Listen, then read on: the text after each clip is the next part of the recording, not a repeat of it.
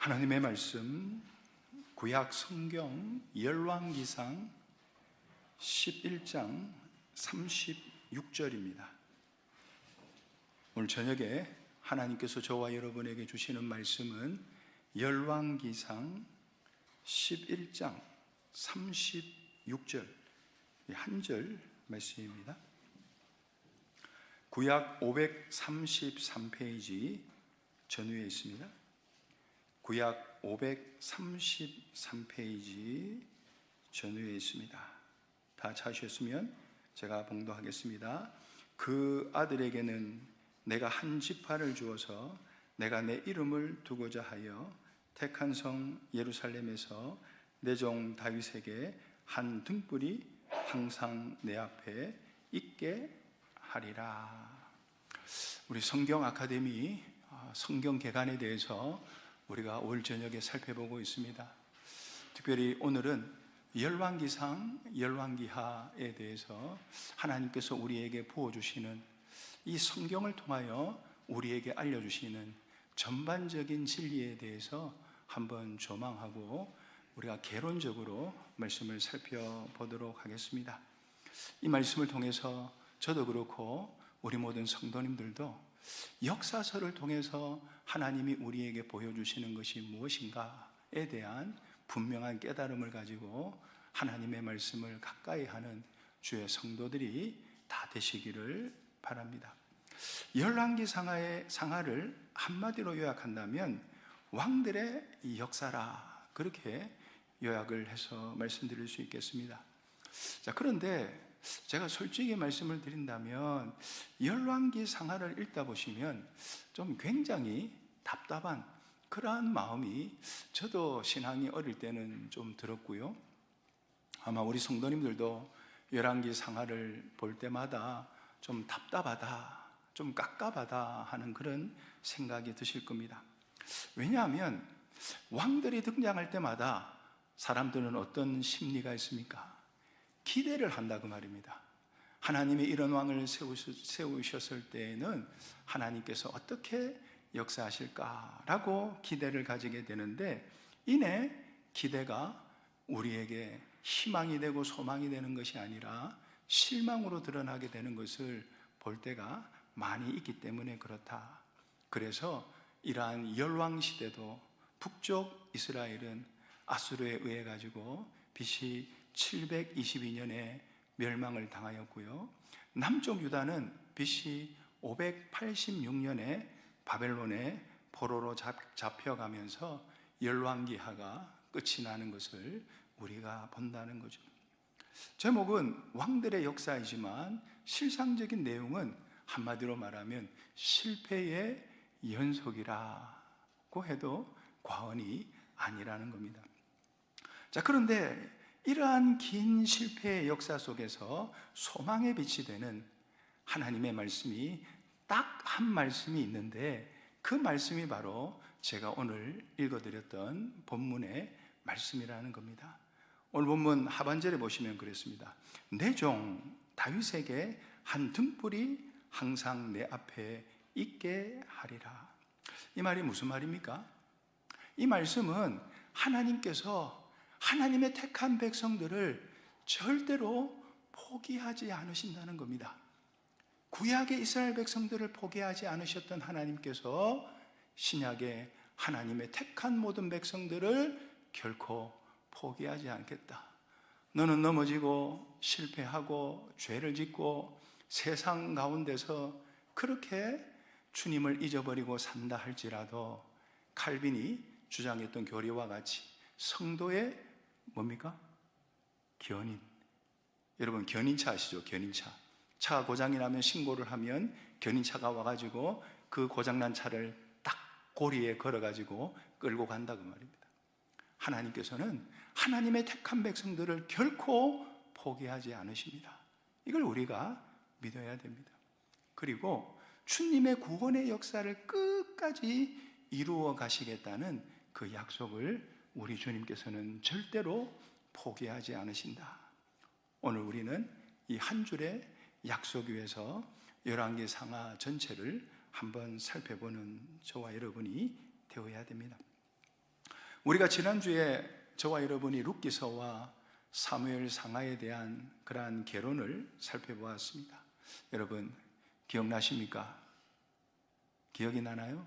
룻기서와 사무엘 상하의 말씀을 개론적으로 증거한 것을 기억하십니까? 이스라엘 백성들이 다윗에게 뭐라고 고백을 하는고 하면은, 다윗이여, 당신이 우리의 등불이십니다. 백성들은 다윗을 보고 등불이라고 고백을 한 겁니다. 그런데 하나님께서 세우신 다윗을 통해서 이스라엘 백성들은 쉽게 말하면 소망을, 빛을 본 겁니다. 그런데 참으로 흥미로운 것은 정작 다윗은 무엇이라고, 백성들이 그렇게 고백할 때 다윗은 무엇이라고 고백했는고 하면, 사무엘하, 집에 가서 한번 읽어보시기 바랍니다. 22장과 그리고 10편, 18편에 다윗은 이렇게 고백을 합니다. 특별히 사무엘하 22장 29절에 이렇게 고백합니다. 여호와여, 주는 나의 등불이시오니 여호와께서 나의 어둠을 밝히시리이다. 다윗의 고백입니다. 사람들은, 백성들은 왕인 다윗을 향해서 당신이 우리나라의 등불이십니다 라고 불렀지만은, 다윗은 주님이 나의 등불이십니다. 주님, 나는 아무것도 할 수 있는 사람이 아닙니다. 세상 사람들이 나를 보고 내가 등불이다, 빛이다, 이 나라를 지키는 왕이다, 그렇게 말을 하지만 주님, 저는 아무것도 할 수 있는 자가 아닙니다. 내 힘으로 살 수 없는 자입니다. 다윗은 오직 주님만이 나의 빛이 되시고 나의 전부가 되심을 고백하는 겁니다. 이것이 다윗의 믿음의, 다윗의 신앙의 아주 핵심적인 신앙이라 할 수 있다는 거예요.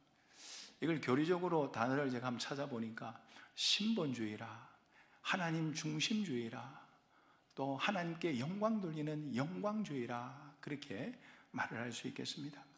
백성들이 본 것은 다윗이었지만 다윗이 바라본 것은 오직 하나님이셨습니다.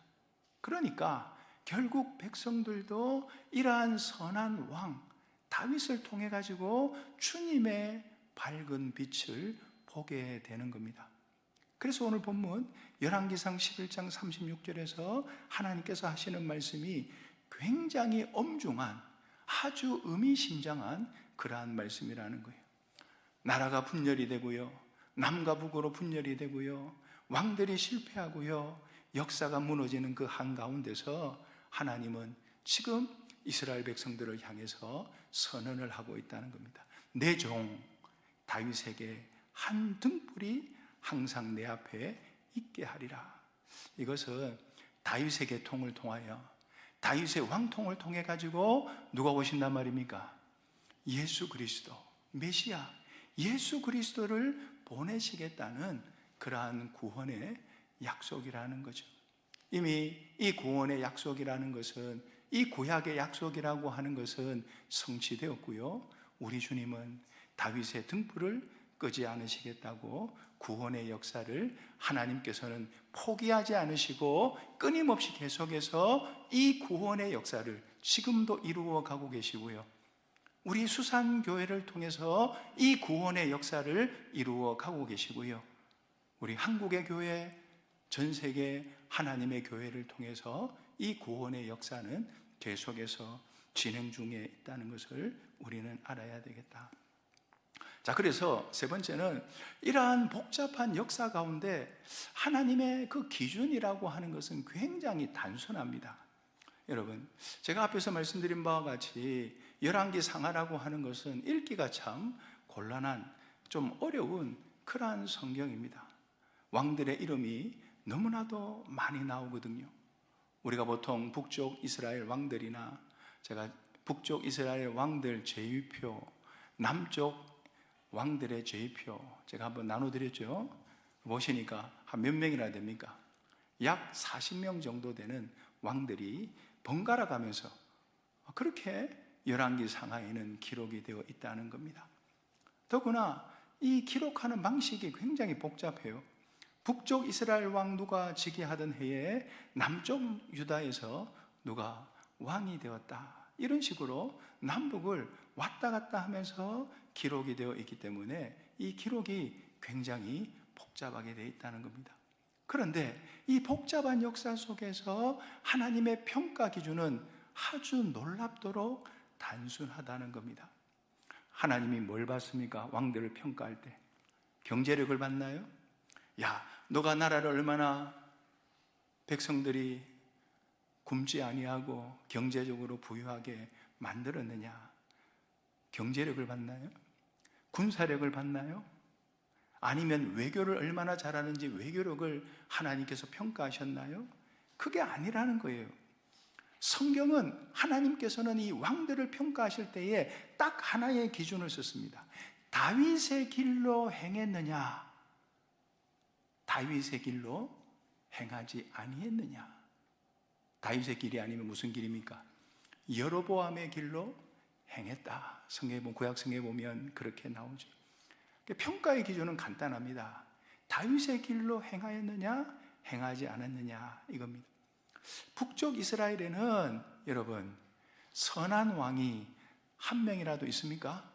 북쪽 이스라엘에는 선왕이 한 사람도 없습니다. 한 명도 없어요. 남쪽 유다가 왕들이 몇 명입니까? 19명이잖아요. 그 19명의 왕들 중에 다윗의 자손으로 쭉 남쪽 유다가 내려오는데 그 중에 선한 왕이 그래도 남유다에는 한 8명 정도. 물론 제가 뒤에도 말씀을 드리겠지만은 처음에는 신앙생활을 잘했고 또 하나님의 선지자를 잘 만나 지도를 잘 받아가지고 왕의 역할을 잘 감당했지만 대부분 선지자들이 죽고 나면 왕들이 남쪽 유다 왕들도 우상 숭배하고 죄를 짓는 것을 우리가 볼 수 있다. 그래도 북쪽 이스라엘에는 선왕이 한 사람도 없었지만 남쪽 유다에는 선한 왕들이 그래도 8명 정도 있었는데 이 8명에게 붙은 그 수식어가 공통적으로 어떤 말인고 하면은 다윗처럼 행하였더라. 다윗처럼 행하였더라. 그 말은 무슨 말입니까? 하나님께서는 왕들을 볼 때 믿음을 받다는 거예요. 정말 하나님 중심으로, 선하신 하나님 중심으로, 하나님을 향한 참된 믿음으로 백성들을 통치하고 하나님을 섬겼는가? 얼마나 많은 지식을 가졌느냐, 얼마나 많은 권력을 가졌느냐, 얼마나 많은 그러한 세상의 것을 소유하고 있느냐가 아니라 하나님은 우리의 믿음, 다른 거 보지 않는단 말입니다. 우리의 중심. 여러분, 믿음과 성품, 믿음과 인격은 같이 가는 겁니다. 어떤 사람은 말을 하기를, 이런 말을 하는 사람이 있더라고요. 선을 중매를 할 때 말입니다. 저는 정말 한 26년도니까 뭐 넓게 보면 한 26년 정도 목회를 하면서 중매를 엄청나게 많이 한 것 같아요. 근데 성사율이 몇 건이 안 됩니다. 한 5건 정도 지금까지 이제 성사를 시켰는데, 제가 중매하면서 느끼는 거는 정말 중매는 그 사람을 내가 정말 다른 사람들에게 소개시켜 줄 수 있는, 내 딸이라도 내 아들이라도 정말 결혼시킬 수 있는 사람들에게 우리가 중매를 하고, 조금 부족한 사람이 있다면 솔직하게 우리가 얘기하는 것이 중요합니다. 중매할 때 보면 그렇게 말하는 분이 있어요. 믿음은 좋은데 성격이, 그 인격이 조금 그렇다. 여러분, 믿음이 뭡니까? 믿음은 그 성격도 죽여야죠. 그 인격도 죽여야죠. 물론 기질이라는 것이 타고난 것이기 때문에 그걸 우리가 이기기가 힘들지만은, 여러분, 인품과 믿음은 같이 가야 되는 겁니다. 무조건 예를 들어 가지고 보자 믿음 생활 잘하나? 그런데 뭐 새벽 예배 나옵니다, 3일 예배 나옵니다, 5일 예배 나옵니다, 주일 성수합니다, 11조 합니다. 막상 결혼해 보니까 성품이, 인품이 완전히, 이거는 뭐 교회는 나왔지 인품이 엉망이라 그 말이에요. 그러면 어떻게 됩니까? 속은 거라고, 속았어. 사람을 볼 때 믿음과 성품이 같은 걸 봐야 돼요. 무조건 예배 생활만 잘한다고 그 사람이 믿음이 있느냐? 그렇게 평가하면 안 된다는 거예요. 그 사람의 삶을 봐야 되는 거다. 삶을 어떻게 사느냐, 말은 어떻게 하느냐, 행동은 어떻게 하느냐, 그 사람이 사리 판단을 어떻게 하느냐, 그 사람이 어떠한 삶을 사느냐, 그걸 우리가 잘 모르니까 믿을 수 있는 구역장님에게, 목회자에게 자문을 구하는 겁니다. 우리가 중매를 하는 것은 정말 이분은 제가 10년 겪어보니까 정말 성품이 좋은 분입니다. 믿음과 성품이 같이 가는 분입니다. 우리가 그런 분 만나면 얼마나 좋겠어요. 하나님은 여러분 우리의 믿음을 보십니다. 믿음을 보시는데 이 믿음이 우리의 삶까지 이어지는, 그래서 믿음이 바로 순종이잖아요. 실질적인 순종이 없는 믿음은 죽은 믿음인 겁니다.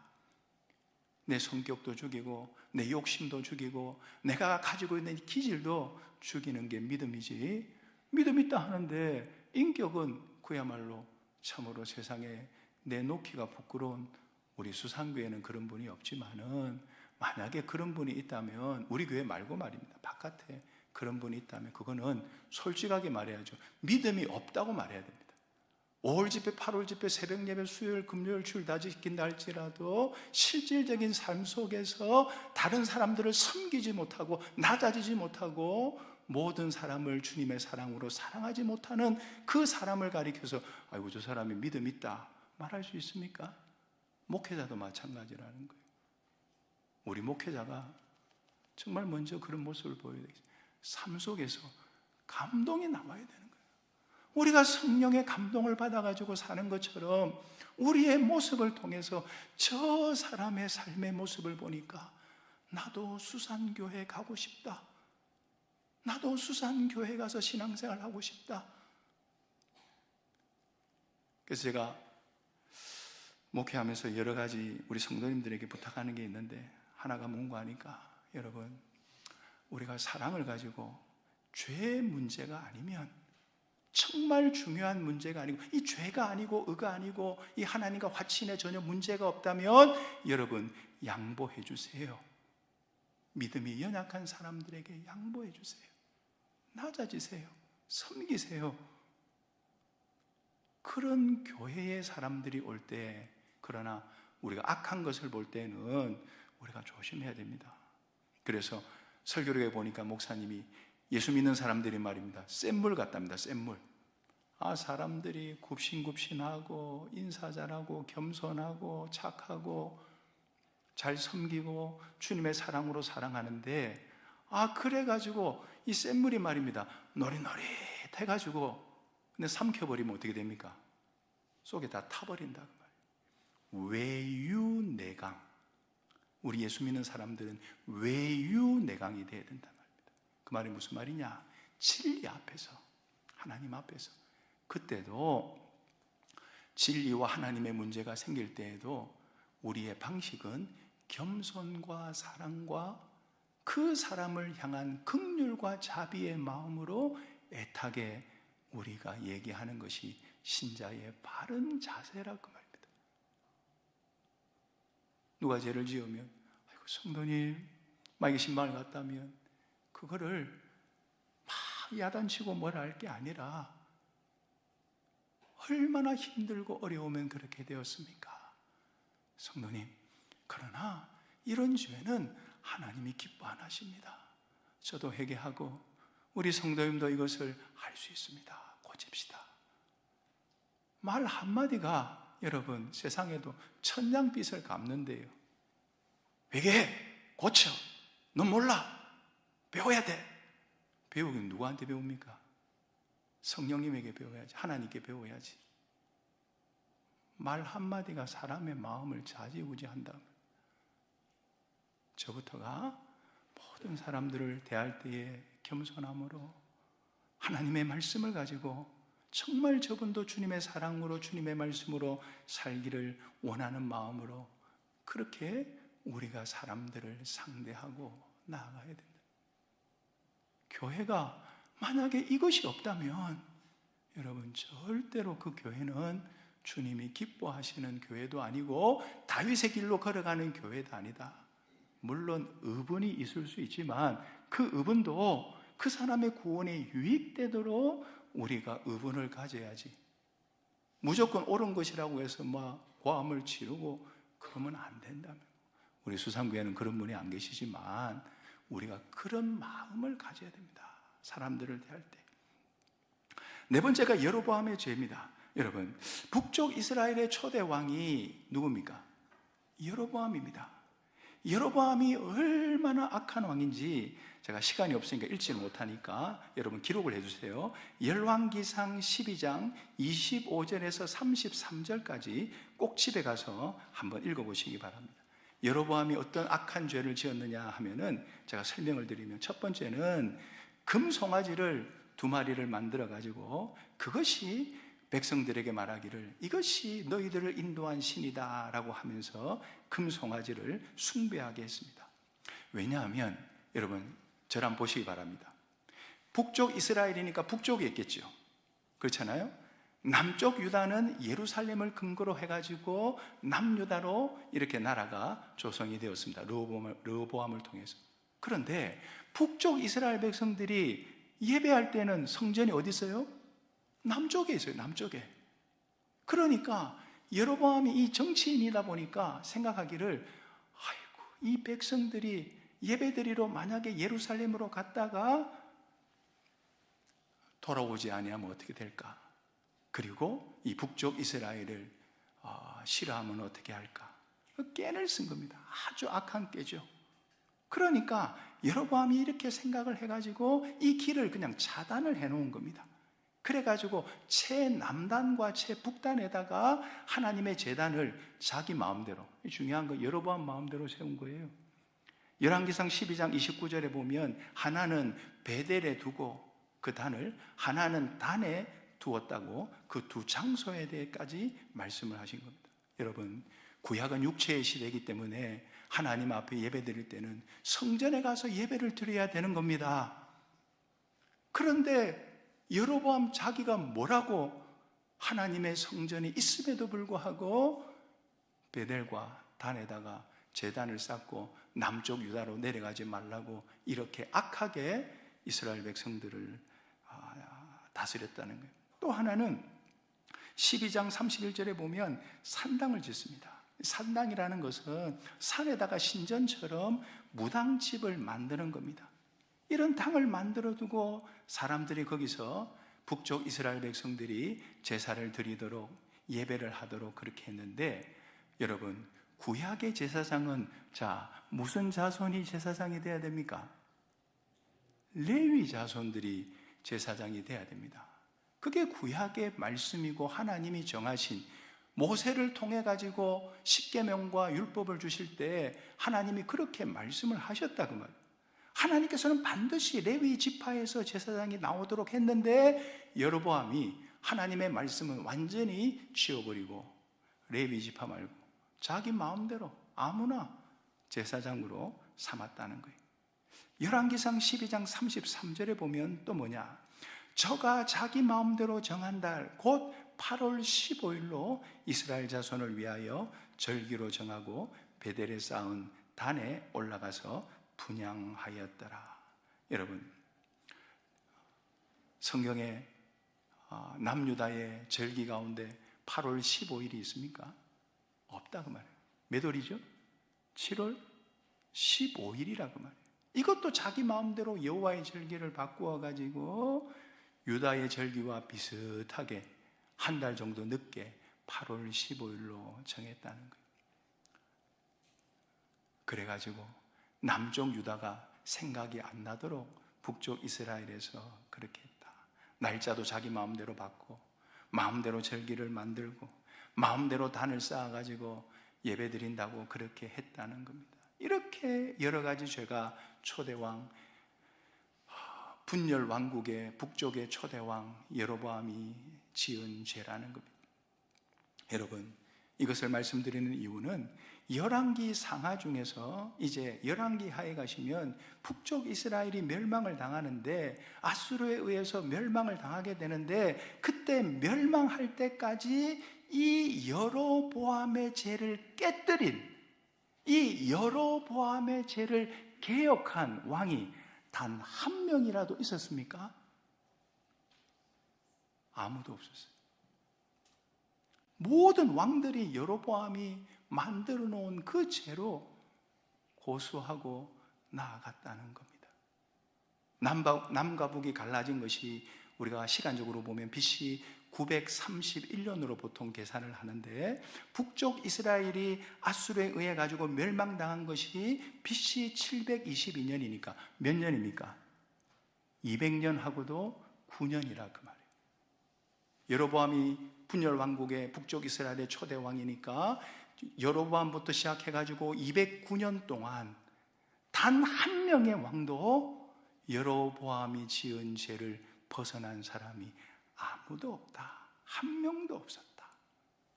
참으로 비참하죠. 참으로 안타깝죠. 물론 중간중간에 부분적으로 개혁을 시도한 왕들이 있기는 했지만은 그들도 결국에는 여로보암의 죄에서 떠나지를 못했다. 이것을 우리는 살펴야 된다는 겁니다. 다섯 번째는 가장 어두운 시대, 아합과 이세벨입니다. 열왕기 상하에서 영적으로 가장 어두웠던 시기를 꼽는다면 단연 아합 시대입니다.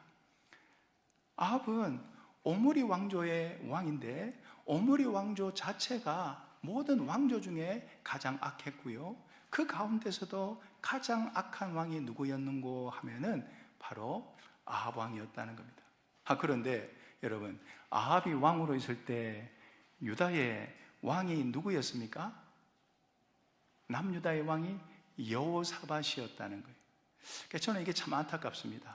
여호사밧은 믿음의 사람인데, 믿음의 왕이었는데, 이 정치적으로 북쪽 이스라엘과 이런 좀 안정을 취하기 위해 가지고 정략적인 결혼을 시키는 거예요. 그래가지고 여호사밧의 아들이 누구죠? 여호람하고 아합과 이세벨의 딸이 누구죠? 아달랴하고 정략적인 결혼을 시키게 되는 겁니다. 이게 굉장히 여호사밧이 믿음의 왕으로 잘 나왔지만 실수한 거예요. 그래가지고 여호람과 아달랴가 낳은 아들이 누굽니까? 아하시아가 즉위한 지 1년 만에 죽어버려요. 그러니까 이 아달랴가 속에 마귀가 들어가지고 어떻게 되는 거 아니까 북쪽에서 지금 왔잖아요. 북쪽 이스라엘 아합의 딸인데 남쪽으로 와서 자기 남편은 여호람이고, 여호람이 죽고 자기의 아들 아하시아가 왕이 되었는데, 왕이 된 아하시아가 급하게 그만 무슨 병인지 모르는데 죽어버리고, 이제 아달랴가 남쪽 유다를 다 삼키기 위해서 왕위에 오르는 겁니다. 그리고 나서 어떻게 했습니까? 그리고 나서 이 다윗의 자손들을 완전히 쌍거리 전부 다 죽여버리려고 했다는 거예요. 다 죽였습니다. 거의 다 죽였는데, 아하스의 죽기 전에 자기의 아들인 아달랴의 아들인 아하시아의 아들이 하나 있었는데, 그 아들이 누구죠? 요아스. 아주 갓난아기 그 요아스가 한 사람이 있는 겁니다. 저는 이 성경을 볼 때 말입니다, 역시 하나님께서는 다윗의 자손을 통해 가지고 예수 그리스도가 나게 하시기 위하여 이 남유다를 보존하시는구나. 그래서 남유다는 한 왕조입니다. 왕조가 바뀌지 않습니다. 그 요아스를 고모가 여호세바와 대사장 여호야다에 의해 가지고 성경에 보면 성전에서 숨겼다. 그래가지고 그 요아스가 7살이 될 때에 대제사장 여호야다의 도움을 받아가지고 아달랴를 폐위시키고 처형을 시켜버리고 요아스가 남유다의 왕이 된 겁니다. 근데 이것도 뒤에 가면 슬픈 게, 요아스가 믿음의 사람으로 어릴 때부터 여호야다 이 제사장의 도움을 받아 믿음의 삶을 살았지만은 나중에 성경에 보면 대제사장 여호야다가 죽고 난 이후에 요아스가 그만 우상 숭배를 하는 겁니다. 참 안타까운 역사가 아닐 수 없다. 이걸 우리가 생각해야 됩니다. 바로 이 어둠의 시대에 이제 마무리를 하겠습니다. 바로 이 어둠의 시대에 하나님께서 하신 일이 있는데 선지자를 세웁니다. 그 선지자가 바로 엘리야와 엘리사입니다. 엘리야 하면 우리가 너무나도 잘 알죠. 갈멜산 전투에서 850명의 바알을 섬기고 그 우상을 섬기는 사람들과 싸워가지고 이긴 선지자가 엘리야 아닙니까? 그렇잖아요. 그리고 엘리사는 그 믿음을 계승해가지고 이어간 사람이 바로 엘리사였다 하는 거죠. 엘리야와 엘리사, 참으로 믿음으로 살기 힘든 현실, 믿음으로 견뎌내기 힘든 그러한 삶 속에서 엘리야와 엘리사는 끊임없이 주님을 향한 구원의 역사와 구원의 믿음을 가지고 나아갔던 것을 우리는 봐야 된다. 엘리야는 외롭게 지금으로 치면 목회를 한 겁니다.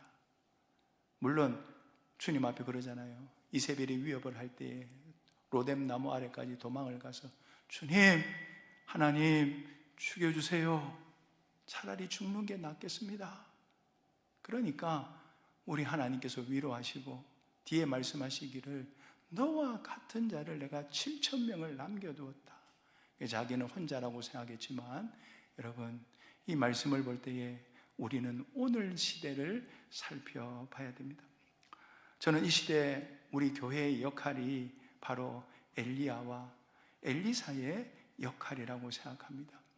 제가 책을 좀 보니까 말입니다. 과거에 목회가 성공했던 그러한 시대, 70년대, 80년대, 90년대, 저 사랑의 교회를 목회하셨던 옥하는 목사님의 목회의 본질이라는 조그마한 책이 하나 있는데 그 안에 보니까 그 옥 목사님이 그렇게 말을 했더라고요. 80년대, 90년대에 신도시에 합통주 교회로 예배당을 이쁘게 지어놓으면 그냥 한 주, 두 주, 석 주만 되면, 한 달만 되면 500명이 모인다. 그런 시대도 있었습니다. 근데 여러분, 지금은 그렇지 않습니다. 지금 시대는 너무나도 힘들고 어려운, 이 복음을 가지고 다른 사람들에게 증거하는 것도 어렵고, 이 시대가 너무나도 강팍한 시대가 되다 보니까 마치 엘리야와 엘리사가 활동하던 그 시대와 같이 참된 진리와 참된 복음을 증거할 때 여러분 어떻습니까? 너무나도 힘들고 어려운 그런 시절이 바로 지금 우리가 있는 시절이다 하는 겁니다. 그러나 여러분, 엘리야가 포기하지 아니하고 엘리사가 포기하지 아니했던 것처럼 저와 여러분의 이러한 구원을 향한 믿음도 절대로 포기해서는 안 된다. 우리 수산교회에게 주신 사명은 여러분, 하나님의 이 진리의 말씀을 선포하고 증거하고 바른 등대로, 다윗과 같이 바른 등대로 서는 겁니다. 등대는 날씨가 좋을 때만 빛을 비추는 것이 아닙니다. 폭풍이 몰아치고 파도가 높아질 때에도 더 강하게 등대는 빛을 발해줘야 되는 겁니다. 세상이 어두워질수록, 세상이 밤이 될수록 우리 교회는 빛을 더욱더 나타내야 된다. 저는 우리 수산교회를 세우신 목적도 여기에 있다고 생각합니다. 어렵습니다. 참 믿음 생활하기 힘듭니다. 많은 사람들이 참된 진리를 찾기가 어렵다고 얘기합니다. 그러나 많은 사람들이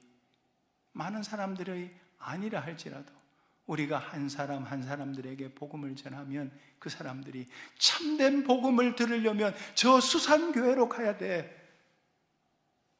하나님의 진리의 말씀을 들으려면 저 수산교회로 가야 돼. 저는 이것이 우리 교회의 사명이 되어야 됩니다. 그리고 힘들고 어려운 사람들이, 힘들고 어렵다는 말이 어떤 물질적으로 힘들고 어려운 것이 아니라 세상의 삶이 무한 경쟁 속에서 많은 사람들이 지쳐가는 이 시대 가운데, 참된 힘이 없는 시대 가운데 참된 안식을 얻기 위하여, 우리 주님이 주시는 그 안식을 얻기 위하여 여러분, 많은 사람들이, 주변에 있는 사람들이 수산교회로 가면 주님이 주시는 참된 평안과 안식을 얻을 수 있다. 우리가 준비가 되어야 됩니다. 저도 준비가 되어야 되고 우리 성도님들은 다 준비가 된 것 같고, 제가 열심히 준비를 해서 모든 사람들이 이 교회를 통하여 참된 진리와 참된 안식을 얻도록 나아가는 것이 바로 열왕기 상하의 어두운 시대에, 참된 진리를 찾아보기 힘든 시대에, 북쪽 이스라엘의 그 많은 약 20명이 가까이 되는 왕들 중에 여로보암의 길을 떠난 적이 없는 이런 악한 시대에 우리는 진리대로 주님의 사랑을 품고 사활 내속 공로의 사랑을 품고 이 복음을 가지고 마지막 때에 승리하는 우리 수산교회가 되어야 되겠습니다. 받은 말씀 생각하시면서 우리 합심해서 이 시간 우리가 찬송가 4절짜리 한 곡만 쳐주시고요, 기도하실 때 좀 이제는 새로운 기도를, 그러니까 기존 우리가 기도하는 건 기도하고요, 그 현실에 맞는 기도도 해야 되니까 우리가 지난주 기도했던 수아리 기도원의 매각을 위해서 기도해 주시고요, 강교 기도원의 소수리지만은 소수리가 잘 될 수 있도록 기도해 주시고요, 또 내일 우리 중간반 학생들의 집회가 물론 하루지만 내일 강교 기도원에서 있습니다. 우리 중간반 집회를 통해서 아이들이 힘을 얻고 이 수산교회에 대한 그런 정체성을 가지고 주님을 향한 믿음과 사랑으로 충만해서 기도실에서 내려올 수 있는 우리 학생들 되게 해달라고 기도하면서 마지막 주 기도도 함께 하시겠습니다.